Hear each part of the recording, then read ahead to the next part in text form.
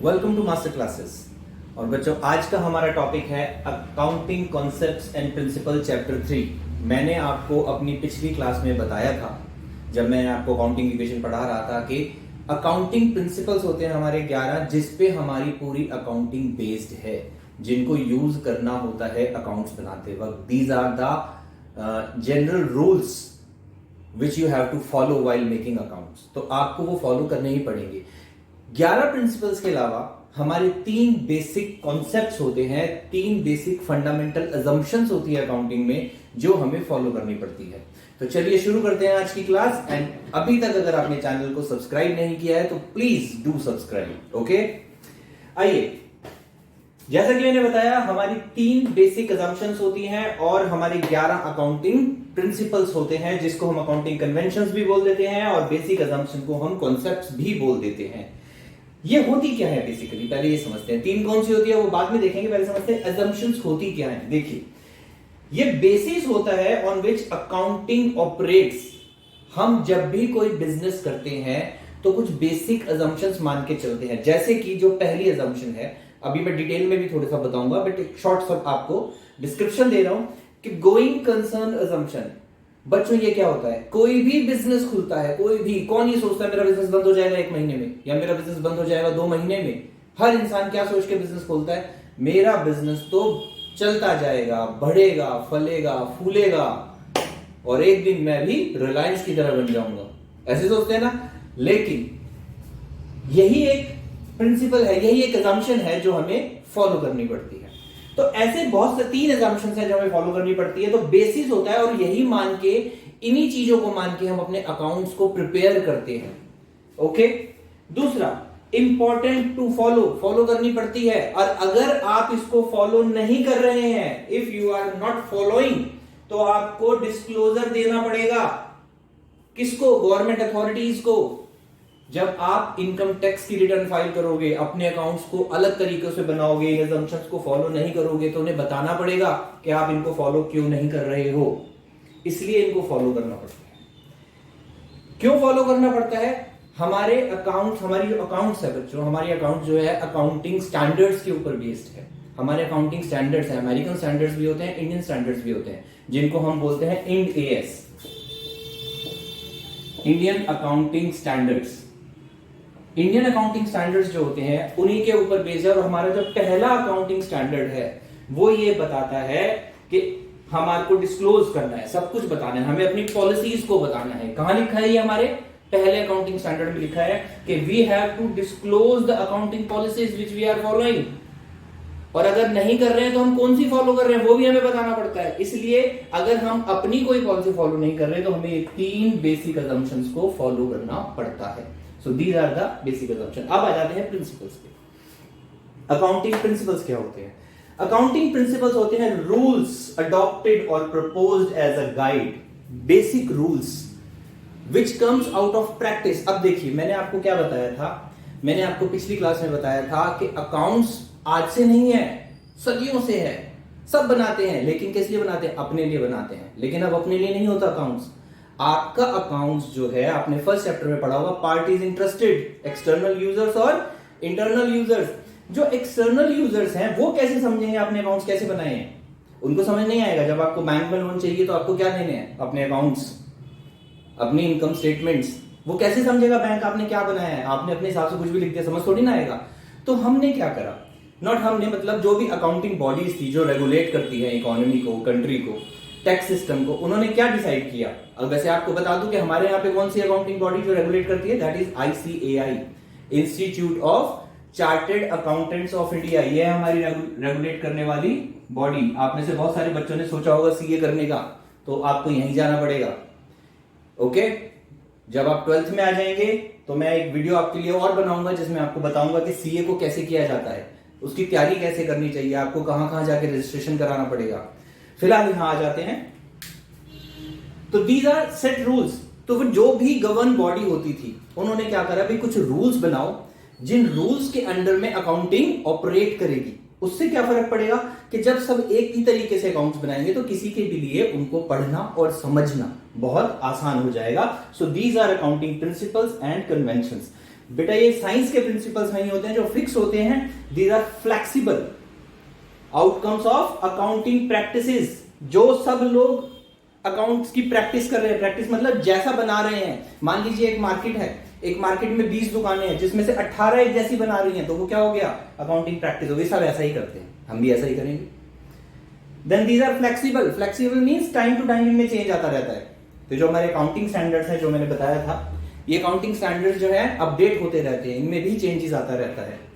आगे आगे जब आप अकाउंट्स पढ़ेंगे हायर लेवल पे तो आपको पता चलता जाएगा। दीज आर मैन मेड, ये कोई नेचुरल साइंस नहीं है, ये प्रिंसिपल्स इंसानों ने बनाए हैं, लाइक दिस।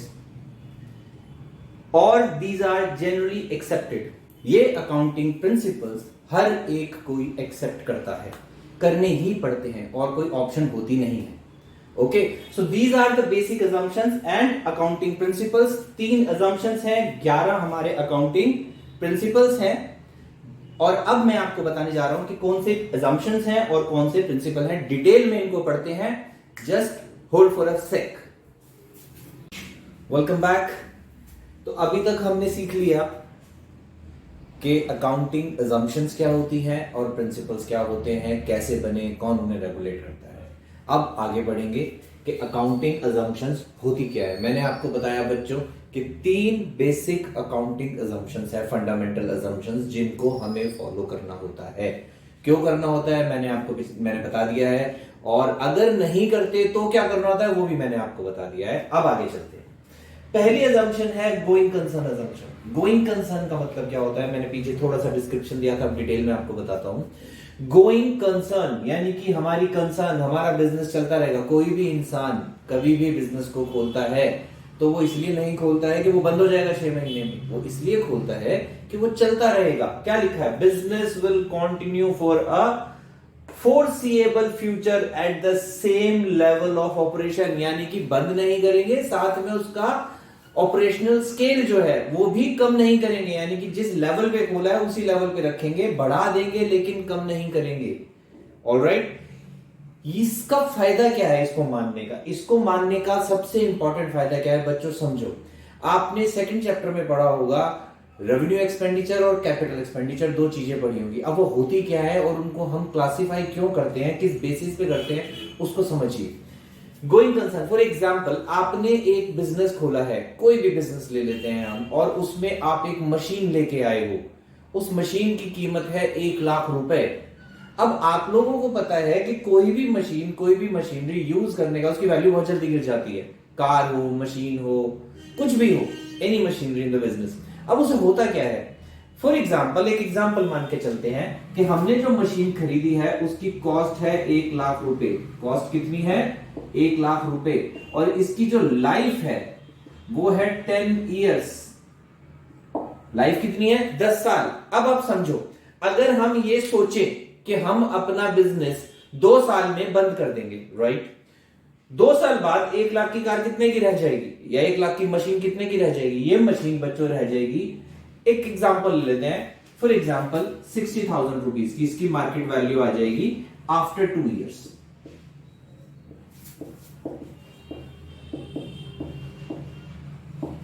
दो साल के बाद, यानी कि 1 साल में आपको कितना खर्चा करना पड़ गया, 20,000 रुपए कार के ऊपर, 40,000 का लॉस हो गया ना आपको कार में, तो 20,000 रुपीज पर ईयर आपका कम हो गया। पर अगर यहां देखें क्या लिखा है, 10 साल की लाइफ है, तो कार 1 लाख रुपए की या मशीन 1 लाख रुपए की कितने दिन चलेगी, 10 साल चलेगी।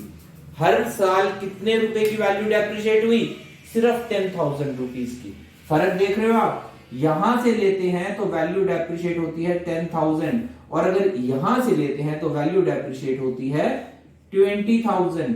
अब हम इसको कैसे डिफाइन करेंगे, इसी डेफिनेशन के लिए, इसी डिफरेंस के लिए हम इस assumption को फॉलो करते हैं, और इसी वजह से हम अपने एसेट्स को मार्केट वैल्यू पे ना दिखा के, कौन से एसेट्स को, फिक्स्ड एसेट्स को मार्केट वैल्यू पे ना दिखा के किस पे शो करते हैं, उसको कॉस्ट पे शो करते हैं। कि हमारे पास एक 1 लाख रुपीस की मशीन है जो 10 साल वैल्यू है, तो हर साल 10-10 हजार करके कम होगी, वो 10 साल चलेगी। So this is the reason of using this assumption। समझ में आई बात?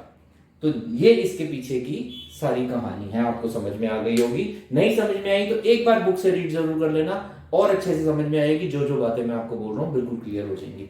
सिर्फ हमें क्या देखना है, इसका जो मेन रीजन होता है वो रीजन यही होता है that we will be able to differentiate capital expenditure and revenue expenditure.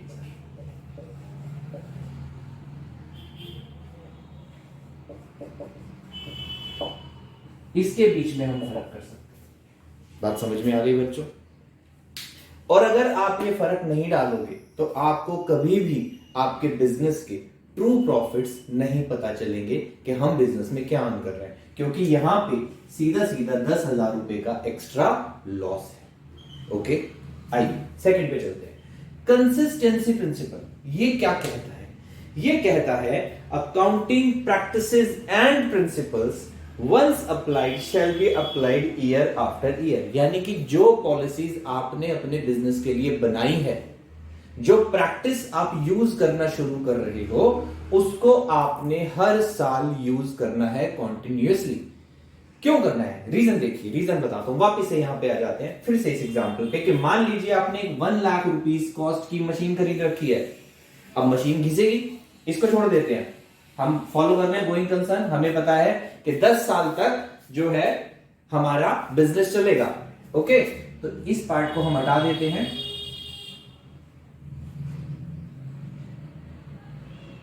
चलिए, तो हमारा एनुअल डेप्रिसिएशन कितना आएगा?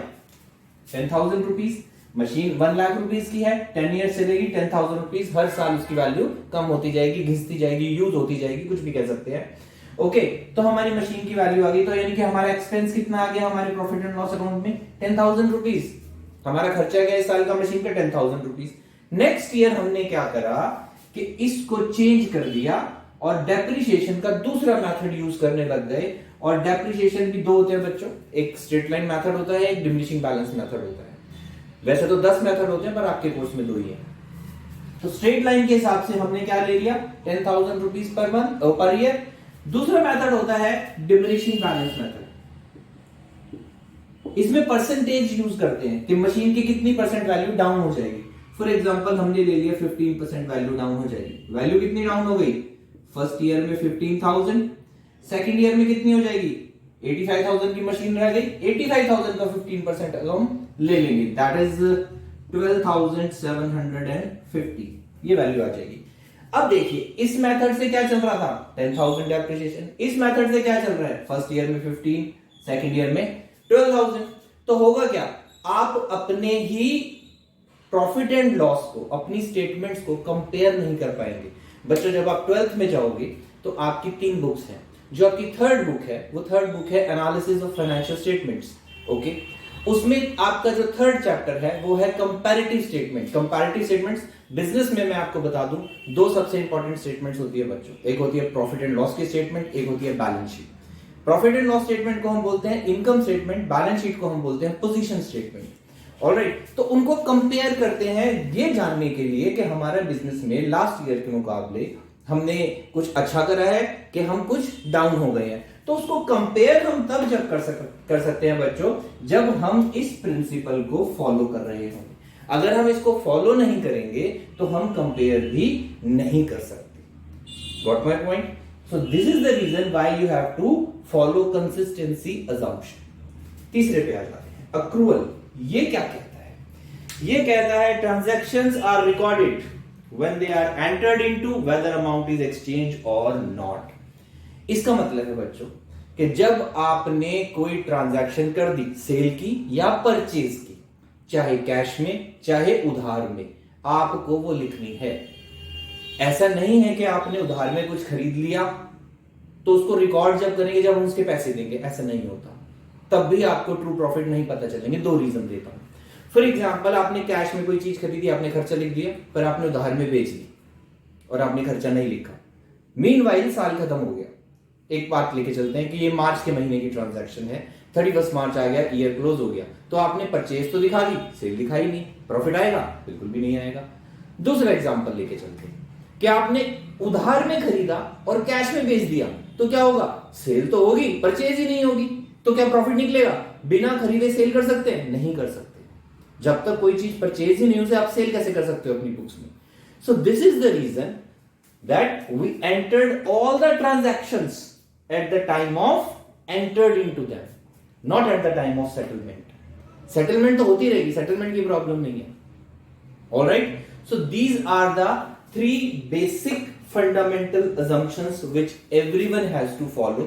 और अगर आप फॉलो नहीं कर रहे हो तो आपको बताना पड़ेगा कि आप क्यों फॉलो नहीं कर रहे हो और इसकी वजह क्या है, इससे इफेक्ट क्या पड़ेगा और आप इसकी बजाय कौन सी assumptions को फॉलो कर रहे हो, ये मैं आपको पहले बता चुका हूं इसी क्लास में। ओके, अब हम सीखेंगे हमारे 11 प्रिंसिपल्स क्या है। तो मैं आपको फिर से सब कुछ लिख के आपके पास वापस आता हूं, टिल देन फॉलो जरूर कर लेना। ओके बच्चों, ये हैं हमारे 11 प्रिंसिपल्स जो अब हम एक एक करके पढ़ेंगे। ठीक है, मैं तुम्हें समझाता जाऊंगा, एक एक लाइन लिख पाया हूं, यहां पे ज्यादा लिख नहीं सकता, जगह का प्रॉब्लम है। और बुक में सब कुछ लिखा हुआ है। अगर आप मेरे पढ़ाने के बाद सिर्फ एक बार बुक रीड कर लेंगे तो बच्चों आपको ये सारे प्रिंसिपल्स एकदम क्लियर हो जाएंगे। Okay, point of view of exams and point of view of further accounting practices, आपको ये ध्यान से पढ़ना है, बहुत इंपॉर्टेंट है बच्चों, पढ़ने जरूरी है। राइट, पहला प्रिंसिपल अकाउंटिंग और बिजनेस एंटिटी। ये मैं आपको अकाउंटिंग इक्वेशन की क्लास में बहुत अच्छे से समझा चुका हूं, एग्जाम्पल देके समझा चुका हूं, जिसमें मैंने आपकी एक ग्रोसरी की दुकान घर पे खुलवाई थी और मम्मी ने सामान निकाल लिया था। तो वो क्लास देख लीजिएगा, लिंक मैं बायो में डाल दूंगा, आप देख लेंगे तो आपको समझ में आ जाएगा। फिर भी थोड़ा सा बता देता हूं that entries are recorded in the books from the point of view of business, यानी कि कोई भी ट्रांजैक्शन बिजनेस में रिकॉर्ड करेंगे तो बिजनेस के पॉइंट ऑफ व्यू से करेंगे, ना कि ऑनर के पॉइंट ऑफ व्यू से। ऑनर और business, these are 2 distinct different entities. Okay, owner अलग है, बिजनेस अलग है। ऑनर क्या करता है उससे हमें लेना देना नहीं है, लेकिन अगर बिजनेस में पैसा लगाएगा तो भी लिखेंगे, बिजनेस से निकाल के अपने घर कुछ ले जाएगा तो भी लिखेंगे, चाहे वो एक पेंसिल उठा के ले जाए अपने ऑफिस से। You have to record. Alright, तभी आपको पता चलेगा आपके बिजनेस की ट्रू प्रॉफिट्स क्या है। सेकंड प्रिंसिपल मनी मेजरमेंट, ये भी मैं आपको उस क्लास में बता चुका हूं, फिर भी थोड़ा सा बता देता हूं कि हर एक चीज को हम सिर्फ और सिर्फ मनी की टर्म्स में ही रिकॉर्ड कर सकते हैं, और हम रिकॉर्ड भी सिर्फ वही चीज कर सकते हैं जो फाइनेंशियल नेचर की है। क्या कहता है, transactions and events that can be measured in money terms are recorded. जिसको मनी में रिकॉर्ड ही नहीं कर सकते, अकाउंट्स में कैसे लिखोगे? अगर मैं बोलूं कि आपने अपनी फिल्म के लिए शाहरुख खान को साइन कर लिया, उसे रिकॉर्ड नहीं कर सकते। हाँ, शाहरुख खान को आपने पैसे कितने दिए हैं वो आप रिकॉर्ड कर सकते हो। ऑलराइट, तो क्वालिटी को कभी भी आप रिकॉर्ड नहीं कर सकते, क्वांटिटी को रिकॉर्ड कर सकते हो, वो भी किस में, मनी की टर्म्स में। अगर मैं बोलूं मेरे पास 5 कार्स हैं तो आपको नहीं पता चलेगा मेरी हैसियत क्या है।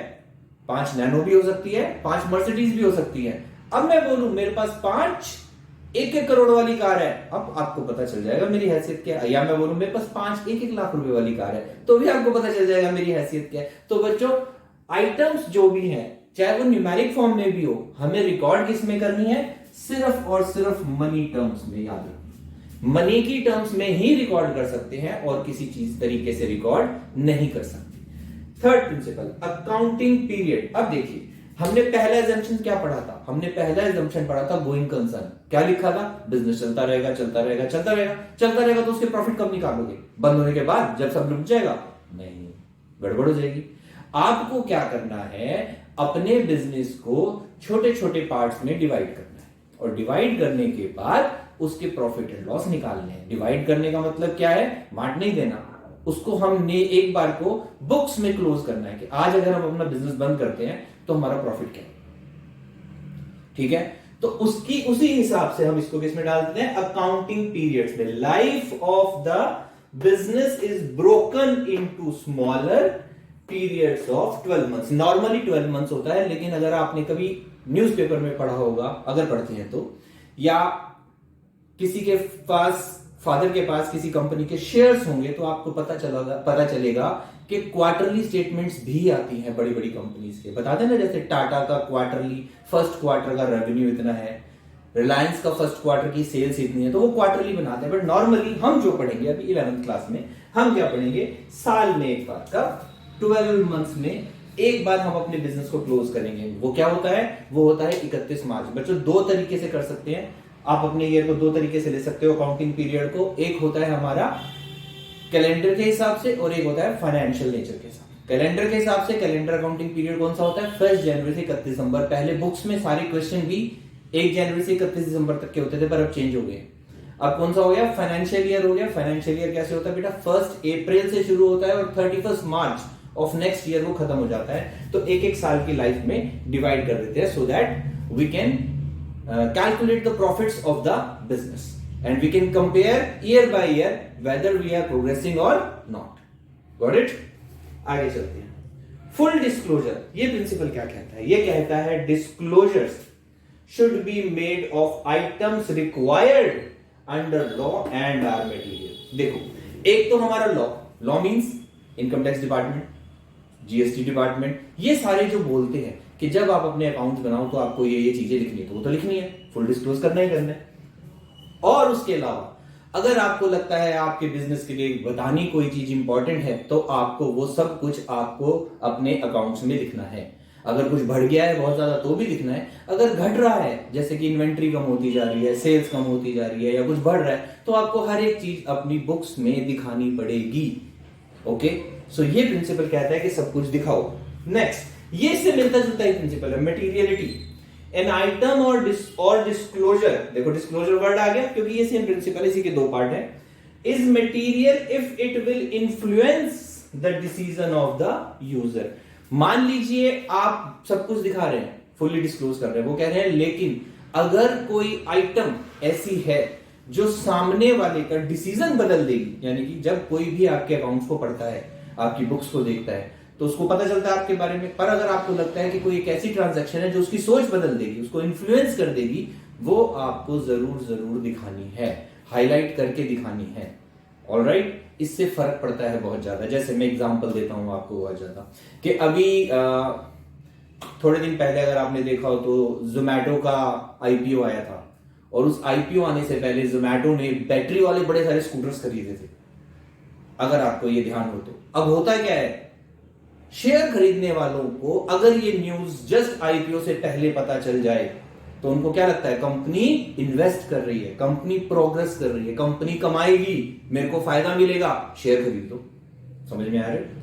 This is called materiality principle. Next, prudence और कंजर्वेटिज्म, ये बहुत इंपॉर्टेंट प्रिंसिपल है बच्चों। प्रूडेंस प्रिंसिपल क्या कहता है, कंजर्वेटिज्म कहता है provide for all anticipated expenses and losses but do not account anticipated income and profits.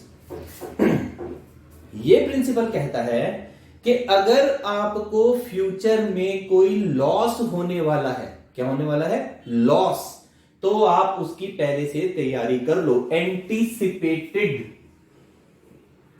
Loss कैसे होने वाला है, दो बातें बताता हूं।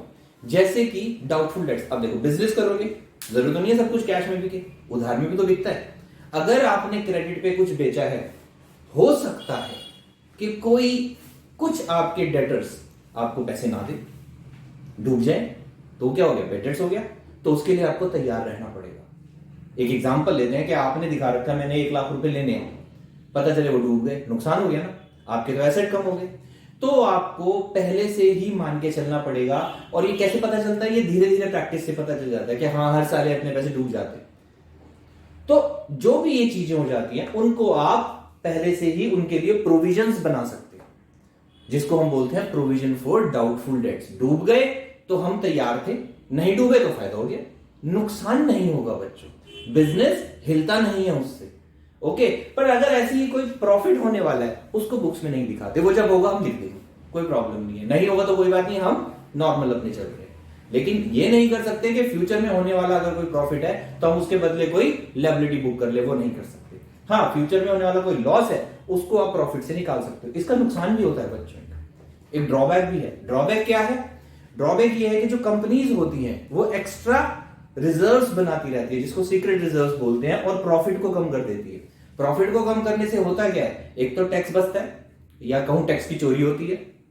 दूसरा, जो कंपनीज होती हैं जिसके शेयर्स होते हैं वो क्या करती है, अपने प्रॉफिट को कम करती है ताकि शेयर होल्डर्स को डिविडेंड कम देना पड़े। तो इस तरीके से इसका एक छोटा सा नुकसान भी है। नेक्स्ट, कॉस्ट कॉन्सेप्ट और historical cost concept. Cost concept क्या कहता है, मैंने क्या बताया था कि जब हम कोई भी एसेट परचेज करते हैं उस एसेट के ऊपर डेप्रिसिएशन लगाया जाता है।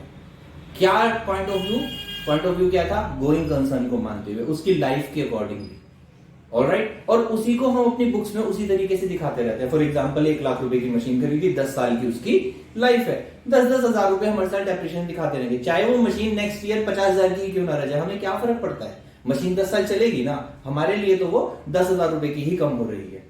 ठीक है, ऐसे बिल्डिंग होती है, आपने 10 लाख रुपए की एक बिल्डिंग खरीदी है, अगले साल हो सकता है मार्केट डाउन हो जाए, उसकी वैल्यू गिर जाए, हो सकता है मार्केट अप हो जाए, वैल्यू बढ़ जाए, हम उसको उतने ही अमाउंट पे दिखाएंगे।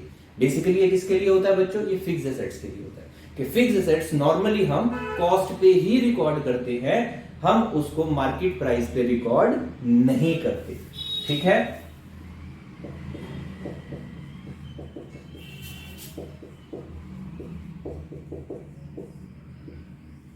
Fixed assets. करंट एसेट्स का क्या सीन होता है, करंट एसेट्स के लिए मैंने आपको बता दिया, ये अगर आपको लगता है कि आपके स्टॉक की वैल्यू गिरने वाली है तो आप उसको कम करके दिखा देंगे, ऑलराइट। आपको लगता है आपके डेटर्स डूबने वाले हैं, उसके लिए प्रोविजन बना देंगे। तो ये करंट एसेट्स पे एप्लीकेबल होता है, ये फिक्स्ड एसेट्स पे एप्लीकेबल होता है। मैचिंग प्रिंसिपल, मैचिंग प्रिंसिपल मैं आपको बता चुका हूं, अक्रूवल जो हमने तीसरी पढ़ी थी, थर्ड अजम्पशन अक्रूवल, उसी से मिलता जुलता है। ये कहते हैं कि expenses incurred to earn the revenue should be recognised as expense in the year revenue is recognised. जिस साल हमने पैसे कमाए हैं, जिस पीरियड में, उसके खर्चे और वो रेवेन्यू उसी टाइम पे ही लिखना है। मैंने आपको बताया था कि मान लीजिए आप 1 लाख का सामान लाए उधार में और आपने कैश में बेच दिया, तो आपके पास सेल है, परचेज नहीं है, आपका प्रॉफिट नहीं निकलेगा। या आप खरीद के तो लाए कैश में और बेच दिया आपने उधार में और रिकॉर्ड नहीं करा, तो अब क्या है, आपके पास परचेज है, आप प्रॉफिट कमा चुके हो पर लिखोगे नहीं। तो पैसे आए हैं नहीं आए उससे फर्क नहीं पड़ता, ऑलराइट। आपको लिखना कब है, आपको लिखना है जब आपकी ट्रांजैक्शन हो गई है, डील हो गई है, सामान दे दिया गया है, सर्विस रेंडर कर दी गई है, जो भी कुछ हो गया है उसी टाइम उसको रिकॉर्ड कर दो। आपकी रिस्पॉन्सिबिलिटी पूरी होते ही आपको उसको रिकॉर्ड करना है। ओके, ड्यूअल एस्पेक्ट, ये मैं आपको काउंटिंग इक्वेशन में बता चुका हूं अच्छे से कि हर ट्रांजैक्शन के 2 इफेक्ट होते हैं, डेबिट और credit of equal amount. At least 2, 3 भी होते हैं, 4 भी होते हैं, ऑलराइट। अकाउंटिंग इक्वेशन में सिर्फ प्लस माइनस की फॉर्म में पढ़ा था, पर सिर्फ उसी चैप्टर में प्लस माइनस है बच्चों। उसके बाद हर जगह पूरी अकाउंट्स में 11th में 12th में डेबिट क्रेडिट ही पढ़ना है आप। ओके, रेवेन्यू रिकॉग्निशन, ये फिर इससे मिलता जुलता है। रेवेन्यू रिकॉग्निशन क्या कहता है कि रेवेन्यू को कब लिखें, वो कहता है रिकॉग्नाइज्ड व्हेन द राइट, ये वर्ड ध्यान देना, right to receive is established. जैसे ही आपका अधिकार आ जाता है पैसे लेने का, आप उसे लिख सकते हैं। पैसे मिले हैं नहीं मिले हैं कोई फर्क नहीं पड़ता, आपको लिखना कब है, जब आपका राइट एस्टैब्लिश हो जाता है, तब आपको लिखना है कि रेवेन्यू रिकॉग्नाइज हो गया और आपको रिकॉर्ड करना है अपनी बुक्स में। कब रिकॉर्ड करना है, जैसे ही आपने सामान बेच दिया, बंदे ने सामान ले लिया, आपके कस्टमर ने बोल दिया ओके है मैं रख रहा हूं, 1 महीने बाद पैसे दूंगा, आपको 1 महीने बाद रिकॉर्ड नहीं करना, आपको अभी रिकॉर्ड करना है as credit sale. Same applied for credit purchase. Okay, last, verifiable objective concept. ये क्या कहता है बच्चों, ये कहता है transaction is recorded on the basis of evidence. कि ट्रांजैक्शन को कब रिकॉर्ड करना है, ट्रांजैक्शन को रिकॉर्ड करना है on the basis of evidence, यानी कि हर ट्रांजैक्शन जो भी आप रिकॉर्ड कर रहे हो अपनी बुक्स में, उसका प्रूफ होना चाहिए बच्चों, पेपर होना चाहिए, यानी कि हर परचेज का, सेल का बिल होना चाहिए, वाउचर होना चाहिए। आप आगे एक चैप्टर पढ़ेंगे वाउचर्स, उसमें आपको पता चलेगा कि वाउचर क्या होता है, बट वाउचर एक रिकॉर्ड होता है, क्योंकि हर एक चीज का देखो बिल नहीं हो सकता। फॉर एग्जाम्पल, आप रिक्शा में बैठ के आए, रिक्शा वाला बिल तो नहीं देगा ना, लेकिन उस एक्सपेंस का वाउचर डाला जा सकता है, तो वो वाउचर आपको लगाना है। बात समझ में आई, यानी कि अकाउंट्स में आप कुछ भी लिख रहे हो उसका प्रूफ होना चाहिए। ये क्यों होना चाहिए, वरना हम कोई भी खर्चा दिखा के अपने प्रॉफिट को कम कर देंगे और हमें टैक्स नहीं देना पड़ेगा। तो इनकम टैक्स डिपार्टमेंट जो कहता है वो कहता है कि भाई सबूत लाओ कि आपने ये खर्चा कहां करा है, तब हम मानेंगे ये आपकी कमाई और टैक्स ले लेंगे आपसे, नहीं तो हम इसको नहीं मानेंगे। कमाई बढ़ गई, टैक्स बढ़ गया, लाओ दे जाओ। बात समझ में आ रही है बच्चों? तो these are the 11 accounting principles, और ये हमारा चैप्टर है यहां खत्म होता है। मुझे उम्मीद है कि ये आपको अच्छे से समझ में आया होगा। फिर भी अगर आपको कोई पॉइंट समझ नहीं आया है तो प्लीज कमेंट बॉक्स में कमेंट कर दीजिएगा। हम कोशिश करेंगे, मैं और मेरी टीम के, हम 24 घंटे के अंदर अंदर आपको उसका रिप्लाई दे सके। और अगर आपको वीडियो पसंद आई हो तो प्लीज लाइक करना मत भूलना, इसको सब्सक्राइब करना है आपको चैनल को, और शेयर भी करना अपने फ्रेंड्स के साथ, सो दैट उनको भी ये बेनिफिट मिल सके। आज की क्लास यहीं तक, नेक्स्ट क्लास में फिर मिलते हैं। Bye bye.